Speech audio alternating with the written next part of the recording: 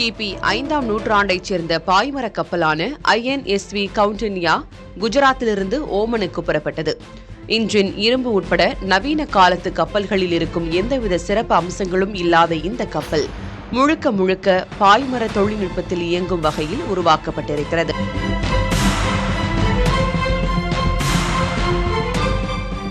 இந்தியாவின் பண்டைய வர்த்தக நாகரிகத்தை பறைசாற்றும் விதமாக குஜராத்தின் போர்பந்தர் துறைமுகத்திலிருந்து ஓமன் பயணமாகும் இந்த பாய்மர கப்பல் குழுவினருக்கு பிரதமர் மோடி வாழ்த்து தெரிவித்திருக்கிறார்.